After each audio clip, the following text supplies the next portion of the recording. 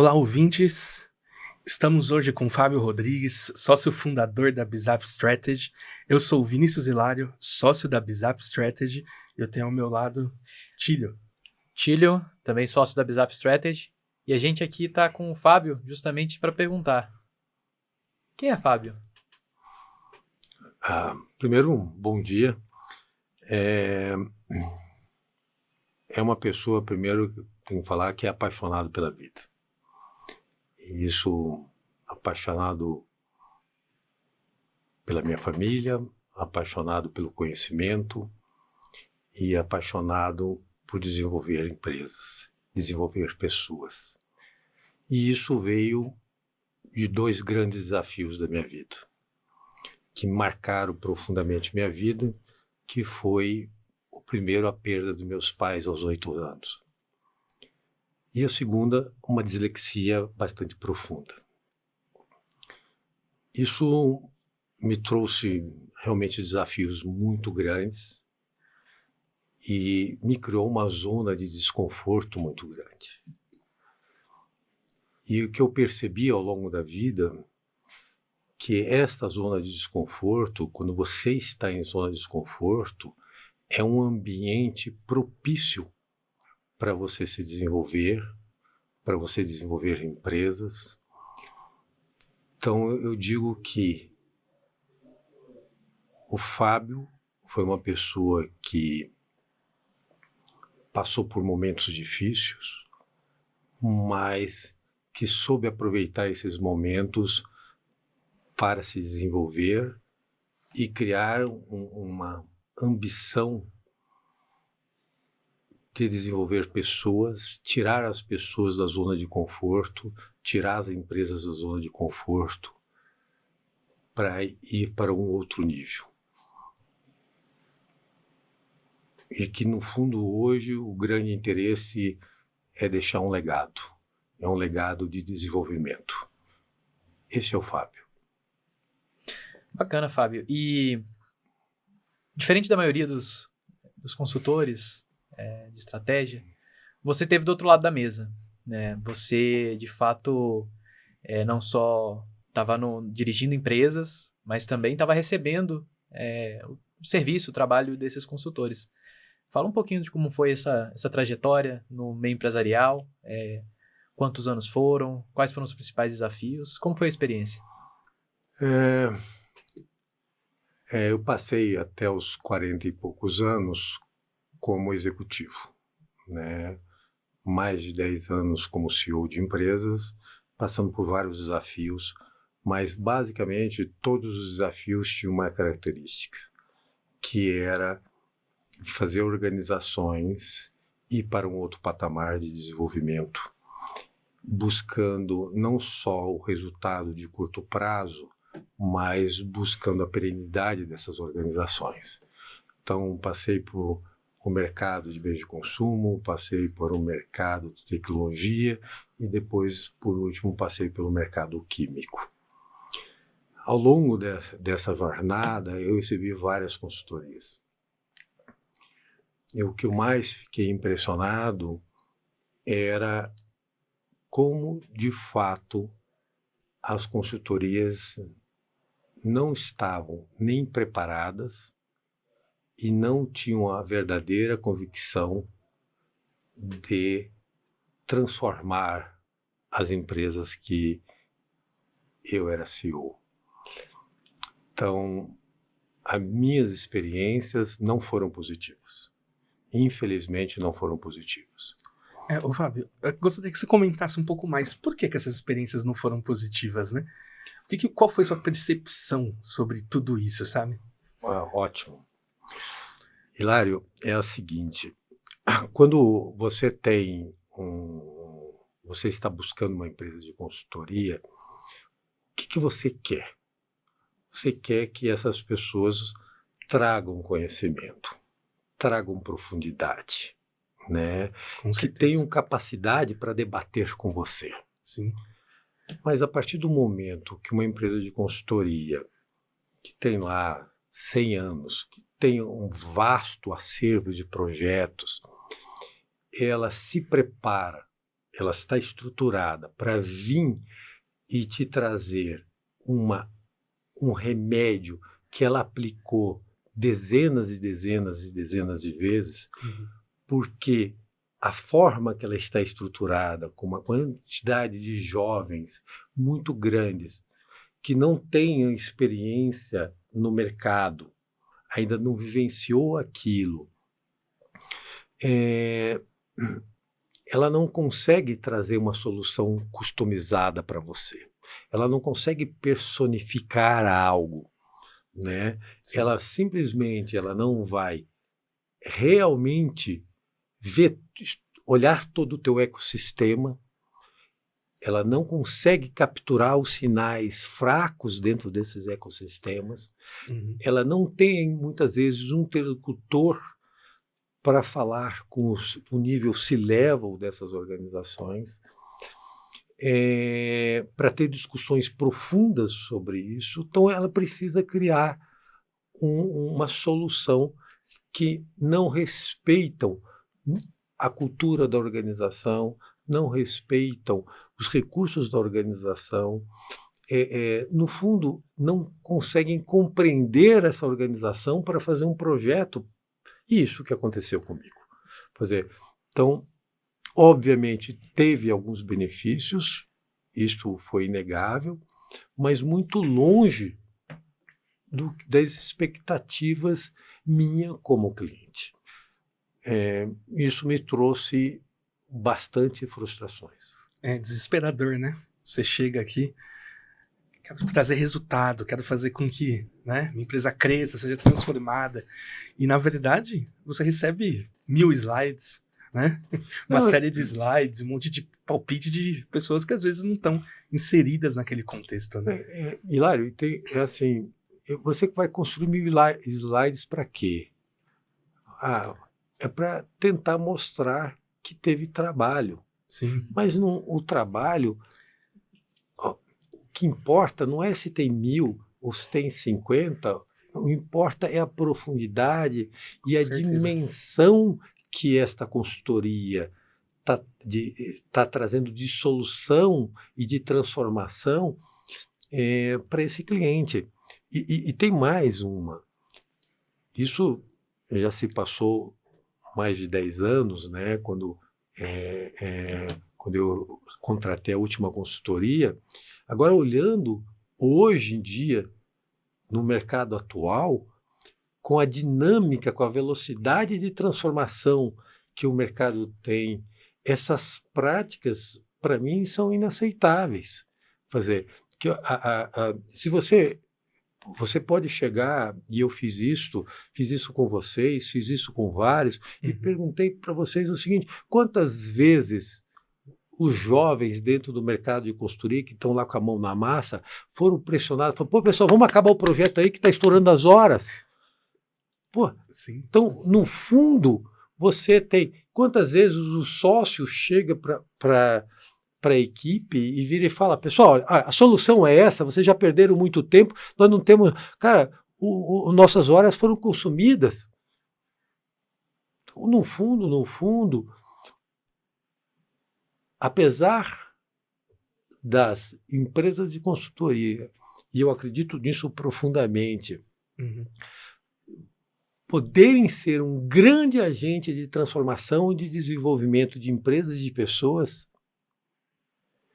existe um grande conflito de interesses nesse modelo, que é simplesmente, cara, eu preciso entregar 1000 slides, isso vai mostrar trabalho, não interessa qual foi o nível de profundidade que aquilo foi discutido, quanto que foi analisado as possibilidades de cenários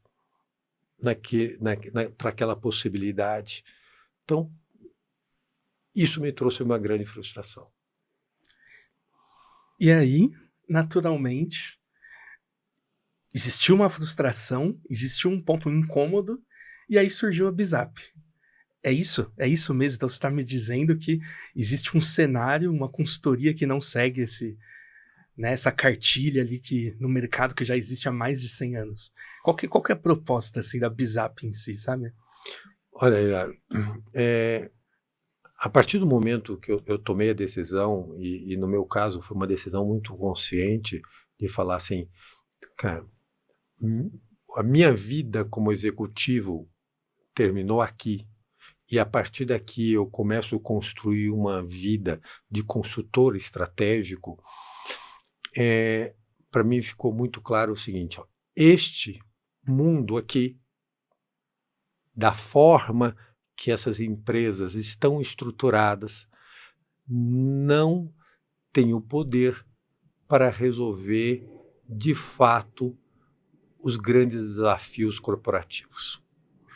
Então, quando a Bizap foi fundada em 2015, ela nasceu para a gente trabalhar ao longo do tempo e desenvolver um modelo que tivesse realmente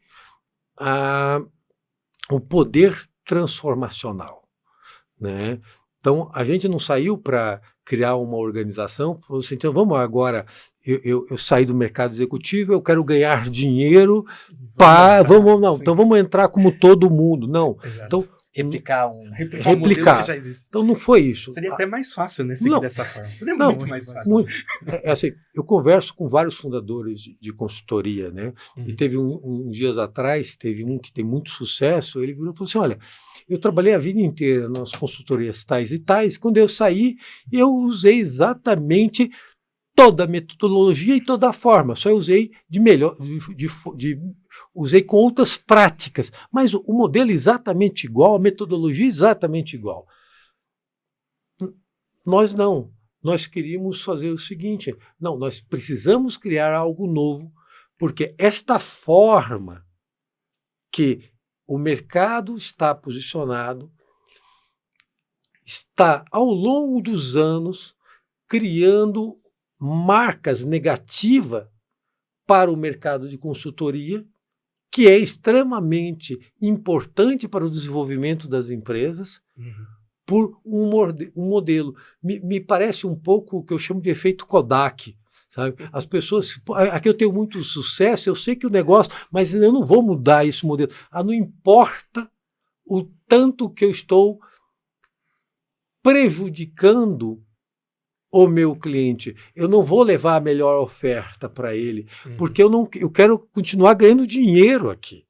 E essa não foi a intenção na situação da criação da Bizap. A criação da Bizap foi a nossa prioridade é criar um modelo transformador, que tenha capacidade de que rompa, tivesse força para romper com toda esta tradição deste mercado, para criar algo novo, mas totalmente focado no cliente, que realmente virar e falar assim, cara, eu vou dar resultado para ele. Porque, e aí volta um pouco pela minha história. A grande realidade é que os valores da organização, a cultura que tem hoje na organização, foi muito a ver com minhas crenças, né? E com o meu desenvolvimento. Obviamente, o Fábio, de 20 anos, quando tinha 20 anos, o Fábio que tinha 30 anos, o Fábio que teve 40 anos, é completamente diferente do Fábio que tem uns 57 anos. A diferença de como eu enxergo o mundo é completamente diferente. E isto, de fato, foi a base para fundar a Bizap e olhar e falar assim, não, cara, eu sei o que é desafio. Eu sei o que é desafio. Eu sei o que é você estar num determinado momento sem falar para onde eu vou. Quer dizer, isso eu vejo meus clientes, o mercado, eu vejo jovens, cara, eu falo, cara, nós temos um papel aqui para fazer. E a Bizap veio para contribuir com esse papel. Por favor, Tília. Legal, e dentro da lógica de consultorias, né, você tem um leque muito grande de serviços, né? Muitas delas até que tem um perfil de consultorias estratégicas muitas vezes fazem um range gigantesco de serviços. A Bizap, por exemplo, hoje, ela trabalha... O que de fato ela ajuda? Quais são os pontos, né, de dor que ela resolve do cliente? E, de fato, o que há de diferente no serviço em si?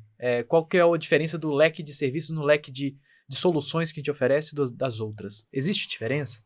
Existe, e eu acho que a gente tem que dar um passo para trás para explicar essas diferenças.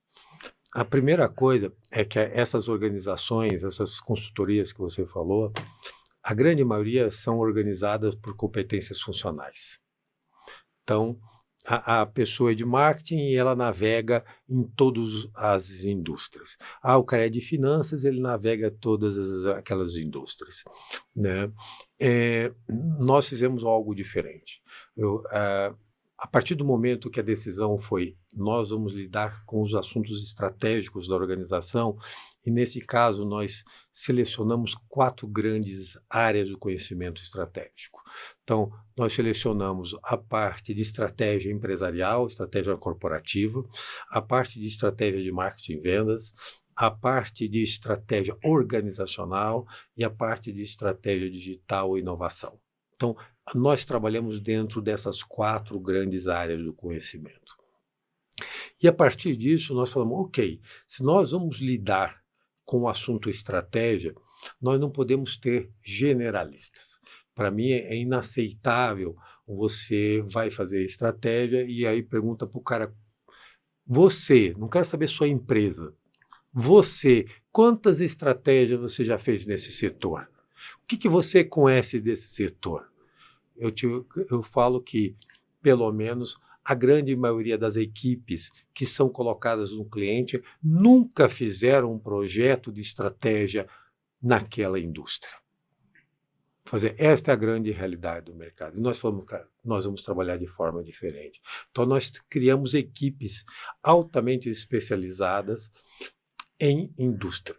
Então, nós somos totalmente organizados por indústria. Então, nós temos uma equipe que trabalha, um exemplo, com a indústria química.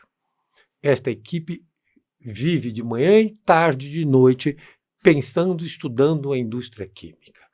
E ainda mais, dentro da nossa equipe, a gente tem uma regra muito clara. Essas equipes são formadas e elas têm que ter 50% de pessoas oriundas daquela indústria, que viveram aquela indústria, e 50% de pessoas oriundas do mercado de consultoria. Para você ter o equilíbrio que eu chamo de equilíbrio ideal. Então, a Bizap, na hora que ela vai fazer um projeto, a gente, obviamente, não se baseia simplesmente no conhecimento daqueles sócios nossos oriundos da indústria, porque isso teria um viés. Mas essas pessoas são extremamente capacitadas para entender as sutilezas do cliente, do nosso cliente, pegar as sutilezas em relação aos fornecedores, a sutileza em relação do cliente, do nosso cliente. Então, ele consegue compreender o ecossistema do cliente através de muito estudo. Por que ele consegue fazer isso?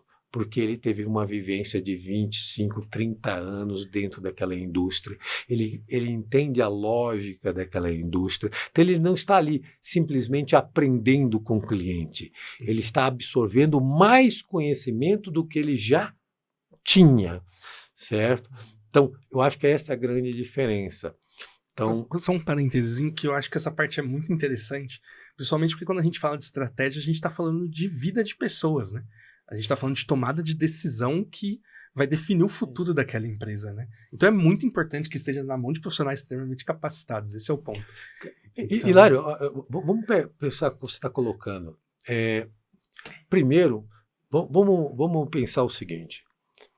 Estratégia, na minha opinião, sempre foi importante. Uhum. Né? As empresas que conseguiram lidar melhor com as suas estratégias ao longo dos 100 anos que nós passamos, foram as empresas mais bem-sucedidas, as que tomaram as melhores decisões estratégicas. Agora, vamos imaginar, olhando hoje, que a gente olhando o mundo VUCA que existe, cara, a estratégia, tem muita gente que fala, não, a estratégia vai perder o valor. Eu falo que ao contrário, vamos fazer, cada vez mais as empresas vão precisar de apoio estratégico, porque com a volatilidade, complexidade desse mercado, e em contrapartida, você cada vez com empresas mais enxutas, certo? A necessidade das empresas de terem apoio de empresas sérias, de consultoria sérias, em termos estratégicos, vai ser fundamental. Então, eu vejo... Agora, eu não consigo entender... eu vou fazer até um comentário, um parênteses aqui. Por favor, muito por favor. Eu sempre estou o dia inteiro conversando com pessoas do mercado, de todas as idades, de pessoas com 23, 25 anos, com pessoa com 70, 80 anos que vivem. Eu passo o dia inteiro conversando. Um dia eu estava conversando com um jovem que passou pelas grandes consultorias estratégicas e ele virou e falou assim, Fábio, eu tive uma experiência surreal. Tinha lá um projeto e eu nunca tinha participado num projeto dentro daquela área e dentro daquele área de conhecimento, nem dentro daquela indústria, nem dentro daquela área de conhecimento. E aí nós fomos para a reunião com o cliente. E você sabe como eu fui apresentado? Eu fui apresentado como especialista sobre o assunto. Eu nunca tinha tratado sobre este assunto. Eu não sabia... Nunca tinha feito um projeto sobre aquilo. Então, quando eu tive que voltar para dentro de casa, fui para dentro da consultoria, eu fui pegar todos os projetos que a consultoria tinha feito, mas eu que fui apresentado como especialista, jamais tinha feito um projeto como este. Então, você fala assim, isto eu não acredito. E aí, o ponto importante que eu vejo é o seguinte, primeiro, você de fato tem que ter uma empresa de consultoria com grandes estrategistas da indústria. Com grandes conhecedores da indústria. Este é um ponto. E não pode ser só um. Porque você só trouxer uma pessoa, ele traz todo o viés dele. Você tem que ter um grupo de pessoas dentro do seu projeto que tenha discussão profunda sobre todas as possibilidades. Então, eu acredito muito que, primeiro, para você formar um grande estrategista, depende de muito estudo, muita dedicação. Hoje, depois de estar com 10 anos lidando com esse assunto de manhã e tarde, de noite, e eu vou ser muito sincero, Hilário, quando acabou a minha carreira como executivo, que para mim acabou minha carreira como executivo, eu olhei e falei o seguinte, cara, não, eu vou entrar nesse mercado. Hoje, olhando, e me considero que eu fui um bom executivo, mas eu olhando, eu falo, eu não tinha 5% do conhecimento necessário para ser um grande estrategista. Quer dizer, interessante. Então, eu acho que esse é um ponto. Então, você precisa ter, e aí não é exagero, você precisa ter milhares de horas de estudo no assunto de estratégia. Não só isso, você tem que ter viver dezenas de projetos de estratégia para você passar um executivo, um exemplo, primeiro, ele não tem essas milhares de horas para estudar. Segundo, ele não consegue estar lidando com o assunto de estratégia todo santo dia, então você não tem uma curva de aprendizado. Então, o que eu quero dizer para vocês é o seguinte, eu acredito que você tem que ter, não é um especialista do setor, você tem que ter um estrategista da sua indústria, que é muito diferente de um especialista. Você tem que ter um estrategista, significa que ele se dedicou milhares e milhares de horas, não só estudando aquela indústria, mas estudando tudo que se fala, em todas as áreas da estratégia. Então, eu vou pegar só uma pequena área. Muitas vezes eu perguntei para pessoas da área de consultoria que fazem consultoria estratégica, falei, cara, você já estudou a teoria de cenários? Quantas vezes você já fez? Quanto tempo você gastou sobre esse tema? E a pessoa vira e fala assim, nunca. E aí eu fico pensando, como uma pessoa vai ser um grande estrategista se ele não, de fato, estudou um tema que é essencial? Então, e aí tem outra, só para fechar aqui esse pensamento, que eu vejo o seguinte, hoje tem muitas empresas de consultoria, estou falando das grandes, que falam, eu sou uma empresa de estratégia, mas quando você vai ver, 95% são projetos de gestão para baixo. Você está olhando a parte tática e operacional, e você está com pouco aspecto de gestão, de estratégia, desculpe. Então existe uma distorção. Eu me coloco como uma empresa de estratégia, mas 95% dos meus projetos são táticos e operacionais. Esse ponto que você trouxe é muito interessante.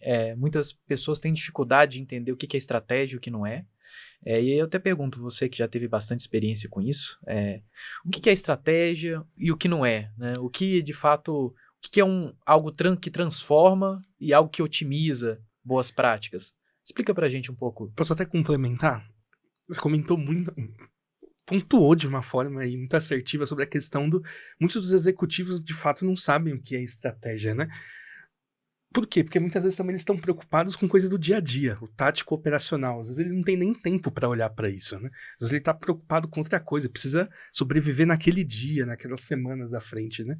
Então eu acho que essa pergunta do Tílio foi super pertinente. Qual é a tua percepção sobre isso? Olha, eu acho que quando você pensa em termos de estratégia, você está falando o seguinte, olha, e aí depende da dimensão, em termos, você pode estar falando da estratégia de marketing e vendas, você pode estar falando da estratégia organizacional, pode estar falando da sua estratégia de inovação e digital, como a tua estratégia empresarial. Primeiro, e isso para mim ao longo dos anos virou algo muito forte, e principalmente olhando o futuro das organizações, eu acho que a primeira coisa em pensamento estratégico que às vezes as empresas esquecem é o seguinte, de fato, qual é o meu propósito e quais são os meus valores? Aí começa uma estratégia. Porque a partir do momento que você definiu o seu propósito e seus valores, a estratégia, todas as dimensões de estratégias têm que estar 100% alinhado a esse propósito e aos valores dessa organização. Não é 50%, né? Não é 20%, não. É 100%. É 100%. Uhum. Porque a estratégia, ela deve vir para cumprir um propósito. Certo? Por quê? E eu acho que a gente está num momento histórico que a geração de vocês está trazendo, que é ninguém quer trabalhar sem um propósito. Nós, até para nos sermos felizes, nós precisamos de propósito. Qual é o meu propósito de vida? Qual é o meu propósito? E quais são os meus valores? Por quê? Como você vai pensar numa estratégia organizacional sem você ter os seus valores muito claros.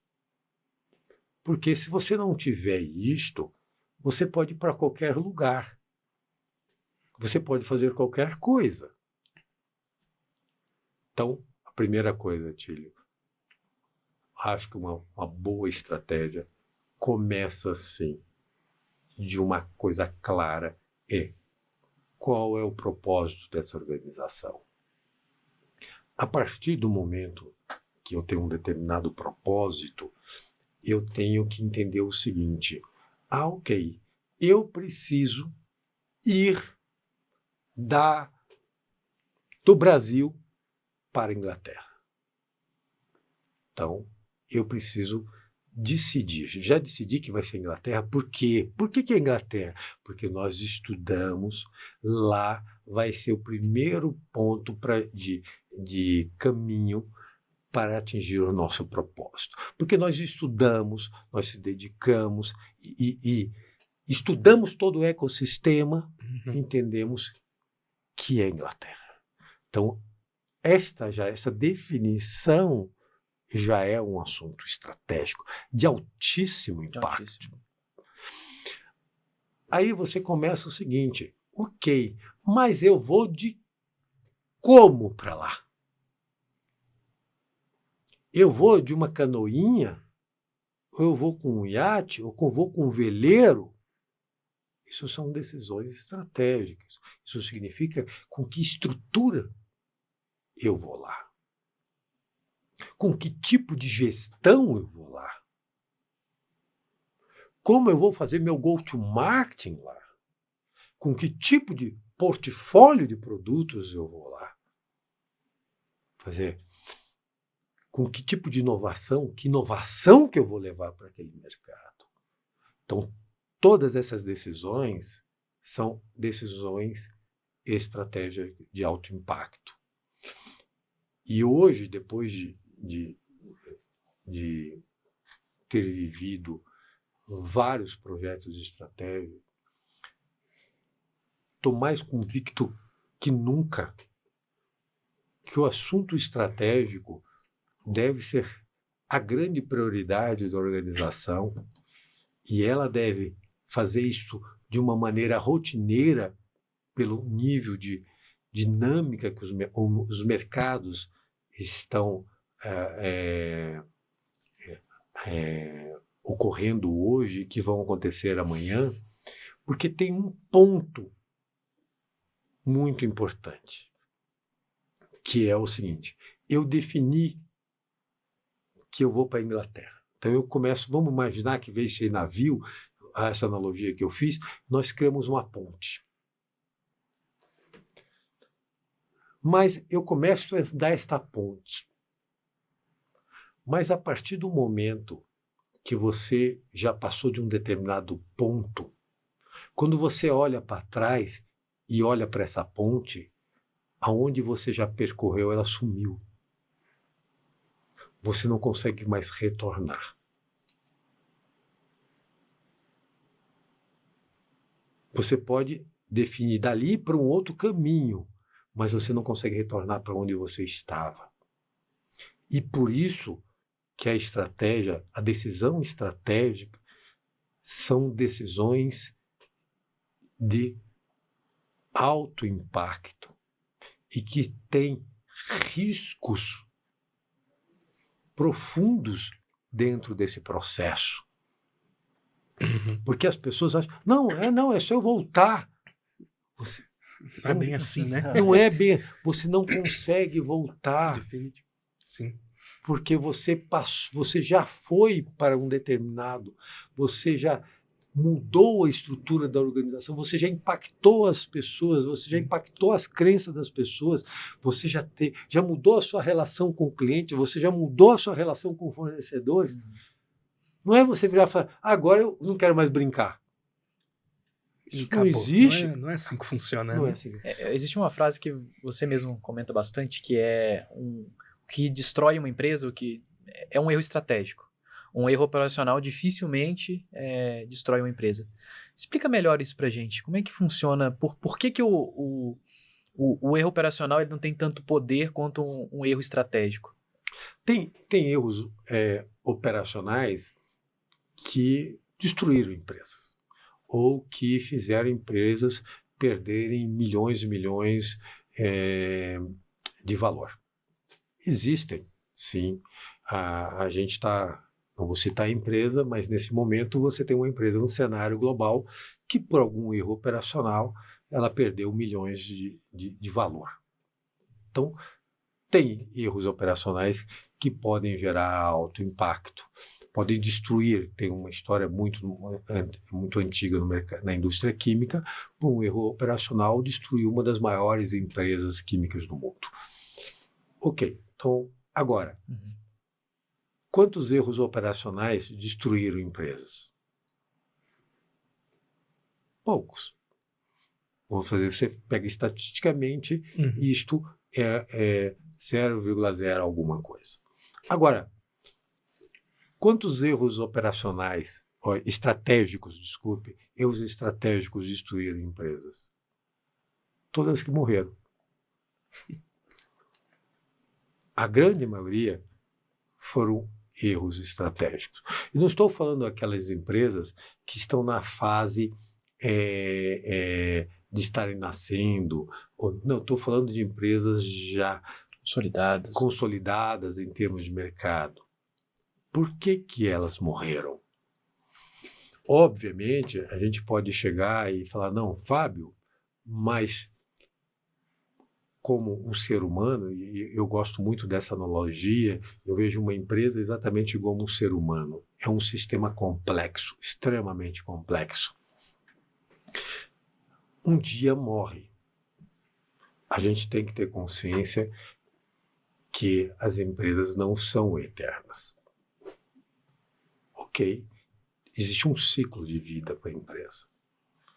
Mas por que tem empresas que morrem com 20 anos e tem empresas que morrem com 100 anos ou 200 anos? Qual foi essa diferença? Foi decisões estratégicas. Pois é, decisões de investimento, decisões de inovação.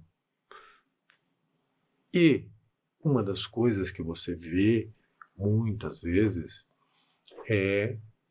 eu comecei aqui a conversa falando sobre a zona de desconforto. Às vezes as empresas com muito sucesso entram numa zona de conforto e não buscam uma zona de desconforto para estarem sempre no sentido de desenvolvimento e de inovação e de transformação. Então, elas começam a buscar o seu conforto.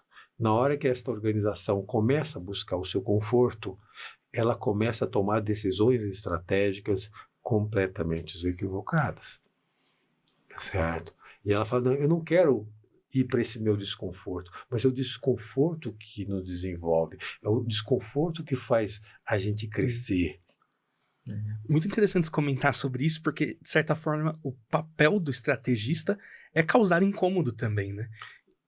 Eu te digo o seguinte, uma estratégia que não traz desconforto, ela deve ser repensada. É mais que até que você falou, Hilário. Se uma estratégia não está trazendo desconforto, repense. Porque uma estratégia, exceto as estratégias de sobrevivências, que são empresas que já estão numa situação que é um outro tipo de negócio, mas quando você está falando de estratégia de crescimento, que é o nosso foco, da Bizap, o foco é estratégia de crescimento, se a gente fizer um projeto que não gerar desconforto, nós estamos errando. Porque nós não vamos fazer o nosso cliente crescer. E eu tenho mais uma crença, Hilário. Não é só trazer desconforto para a empresa, é trazer desconforto para os executivos. Exatamente. Certo? Se você vira, e aí tem outra, voltando lá no comecinho da nossa conversa, quando nós falamos assim, o que a grande maioria das empresas de consultoria fazem? Não, eu quero ter uma relação fantástica com o Tílio, porque eu quero que ele fique me contratando. Então eu não posso gerar muito desconforto para o Tílio. Sim. Então, falando coisa que a pessoa quer ouvir, né? Ali. O que nós fazemos é o contrário. Sim. Nós falamos para o nosso cliente, eu vou gerar desconforto para você. Se você me contratar, eu vou gerar desconforto para você, seu CEO, para você que é o dono. Nós não vamos deixar você na sua zona de conforto, porque nós queremos o seu crescimento, nós queremos o seu bem. Então, eu acho que este é o ponto importante. Eu acho que o estrategista, ele tem que estudar todas as possibilidades, mapear todas as possibilidades, fazer simulações de todas essas possibilidades e para verificar qual é o posicionamento estratégico aonde vai gerar maior valor para aquela organização. E tendo bastante consciência que aquilo ali vai gerar um grande desconforto para toda a equipe do cliente. Vai para o dono, para o CEO, para os C-levels dessa organização, mas que vai trazer crescimento. É isso. Eu queria que você comentasse também como a gente traz desconforto para esses tomadores de decisão, para esses executivos. Comentasse um pouco sobre a metodologia. Porque você comentou sobre a questão dos times, como os times são montados, mas como a gente trabalha. Isso eu acho que é importantíssimo e que a gente pode pontuar. É o modo BIZAP de ser, né? Do dia a dia, como trazer desconforto. Eu vou voltar para te responder isso, eu vou dar um passo para trás. Tá? A BIZAP, como eu falei no começo, o grande objetivo nosso era criar uma empresa sem, olha a palavra que eu vou usar, sem as necessidades dos vícios que o mercado de consultoria exige para essas empresas. Então, a primeira coisa que nós fizemos foi testar um modelo societário completamente diferente. Certo? Então, este modelo societário, ele tem algumas regras fundamentais. Primeiro, todos são iguais. Todas as pessoas, independente da idade, da raça, de qualquer escolha, têm os mesmos direitos e as mesmas obrigações. Para quê? Para a gente ter um modelo que a discussão sobre os assuntos não fosse um cala-boca. Então, nós nivelamos uma organização para ela criar o hábito de ser agressiva, olha a palavra que eu estou falando, agressiva no aspecto de debates intelectuais e de cenários. Então, a primeira coisa que nós fizemos foi realmente criar uma organização 100% flat e tem alguns pontos dentro da cultura que são fundamentais. Então, um deles, primeiro, é a centralidade total no cliente. Então, isso é fundamental. Para nós, o que importa de fato é o cliente. E não os dividendos dos sócios. Por exemplo, este é o nosso foco. Segundo, nós temos uma situação muito clara da valorização do conhecimento, a valorização da criatividade. Então, a partir do momento que você coloca o cliente no centro e você cria uma organização que a regra é honestidade radical, que é um dos valores da organização, que é, se você se silenciar, você não está sendo honesto, você cria uma máquina de divergências, de pontos de vista distintos. Tá? Então, a primeira coisa é isto, é você criar uma estrutura que, de fato, naturalmente brote as discussões. Depois nós fomos para um segundo ponto, que é como eu faço uma entrega transformadora. E nós criamos uma metodologia chamada proprietária nossa, chamada 2Cs. Que a primeira parte dela é o que a gente chama de nós precisamos se conectar a todo o ecossistema do cliente, mas muitas vezes não só o ecossistema do cliente, mas alguns ecossistemas paralelos para ver se tem oportunidade. Então, este é o primeiro ponto. O segundo ponto nós chamamos da cocriação, mas a cocriação não é que o cliente venha, que vem me ajudar a construir. Nós fomos lá, entrevistamos, ouvimos todo mundo. Nós precisamos dar voz para todas essas pessoas que nós ouvimos, para o cliente do nosso cliente, dar voz para o acionista, dar voz para o CEO, dar voz para o diretor, dar voz para quem está lá, para todos, em qualquer nível da organização ou fora da organização. Depois nós entramos numa terceira fase, que nós se reunimos com o cliente e falamos o seguinte: cliente, aqui está o seu projeto. Mas eu não quero entregar esse projeto para você. Eu quero que você venha com a sua equipe sênior e desconstrua o nosso projeto. Venha desconstruir. E você pode desconstruir por dois motivos. Você pode desconstruir porque você achou alguma falha lógica ou de premissa, que é completamente racional, mas você também tem a liberdade de desconstruir, porque você pode falar para nós: isto aqui eu não tenho estômago. Esse desafio eu não tenho estômago. Depois nós vamos para uma outra fase, que é a partir do momento que nós passamos por essas sessões dos clientes, que a gente chama de eliminate, nós vamos para uma fase que é nós repensamos tudo que nós fizemos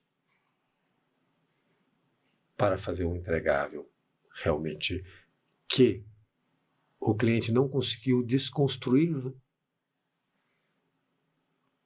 90%, 95%, mas 5% precisa ser refeito, nós refazemos, mas teve alguma coisa que ele falou: isto eu não tenho estômago, então nós temos que repensar soluções estratégicas para aquilo. Mas não para por aí, Hilário. Nós criamos uma última coisa, olhando para o cliente. Nós falamos o seguinte: cliente, nós criamos uma estrutura aqui totalmente pensando em você. Esta estrutura da BIZAP foi desenhada pensando no propósito da organização. Ok.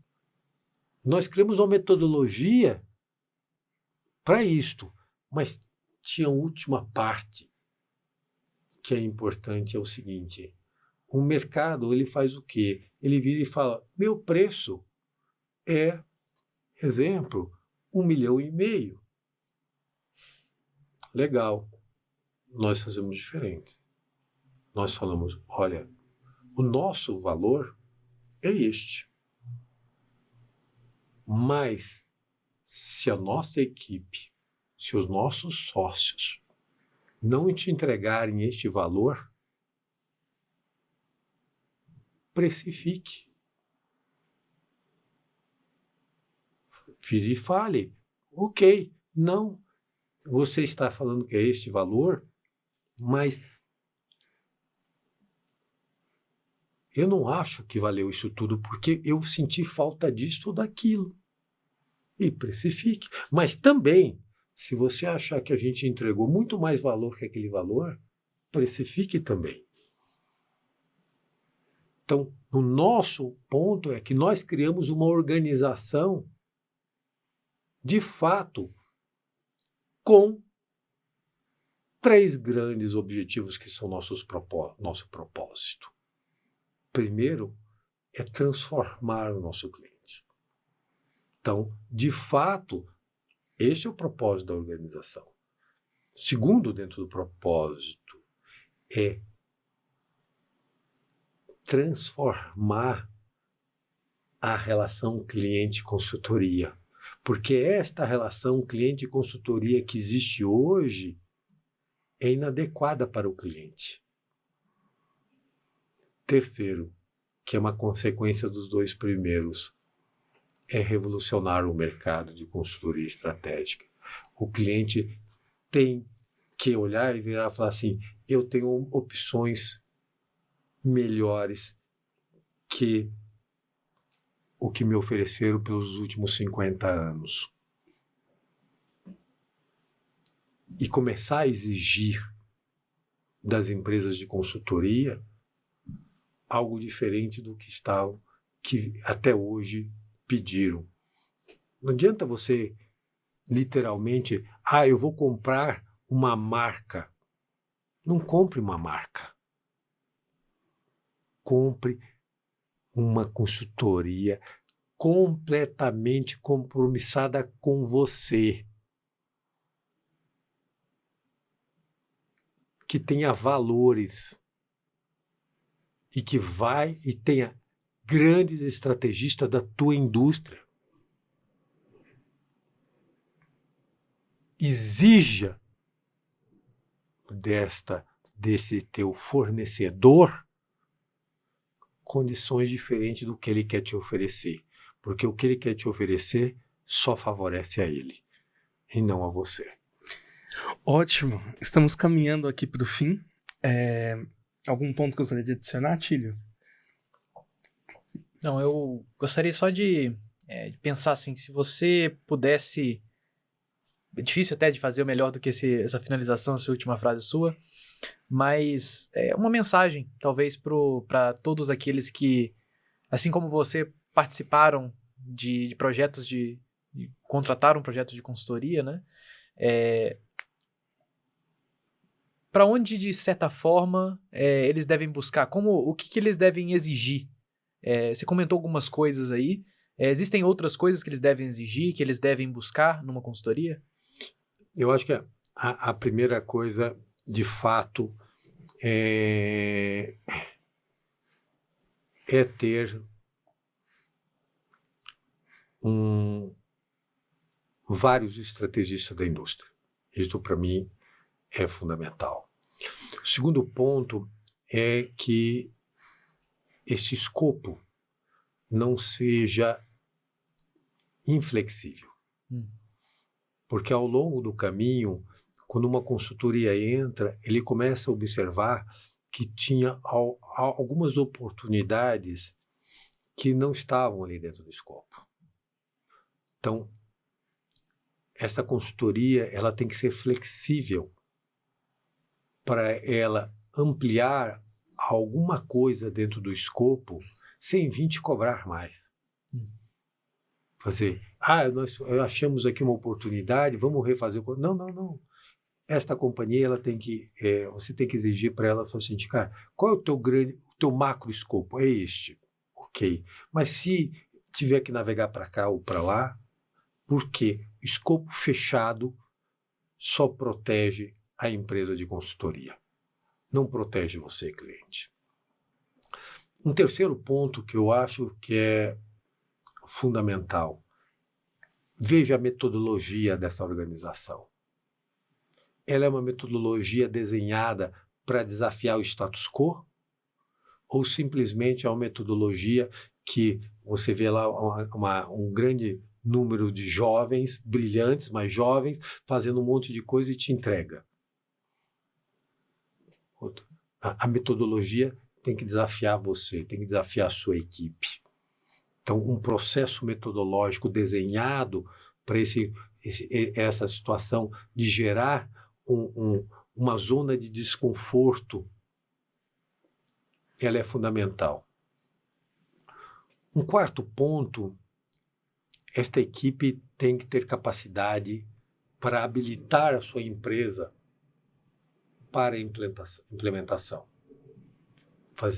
A consultoria, ela não tem que, na minha opinião, de vir implementar,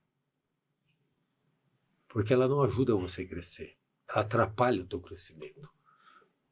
Para você crescer, você tem que ser habilitado e você tem que ter uma equipe com muita experiência, que já viveu os grandes desafios empresariais, para ajudá-lo a habilitar a sua organização. Último ponto, exija um preço não fechado. O que eu quero dizer com isso? Exige o seguinte: você confia tanto em você? Me dá a tua referência de preço aqui. Se você entregar o teu valor, eu te pago isso. Se você entregar mais valor, eu também te pago isto. Mas se você entregar menos valor, eu vou precificar. Eu vou precificar o que você me entregar a mais e o que você entregar a menos.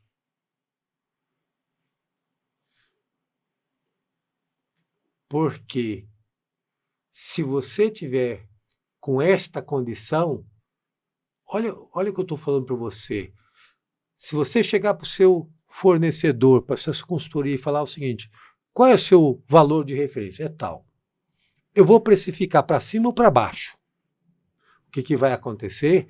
Esta equipe vai trabalhar para você para gerar mais valor que aquele valor que estava dentro combinado. E você pagar 5%, 10% a mais do valor de referência vai ser maravilhoso para você. Porque esta companhia, essa consultoria foi lá e fez algo extraordinário para você. Ela está 100% compromissada com você. Mas se ela não tiver, você também precifica e fala: eu só vou pagar 75% do valor. Então, o que eu coloco para você é: assuma o controle. Não trabalhe com as regras que as consultorias tradicionais querem te impor. Isso só prejudica você. Então é isso, muito obrigado à nossa audiência. Encerramos o episódio. Muito obrigado, Fábio. Foi um prazer, foi um prazer. Obrigado. Foi todo nosso. Não esqueça de deixar o like.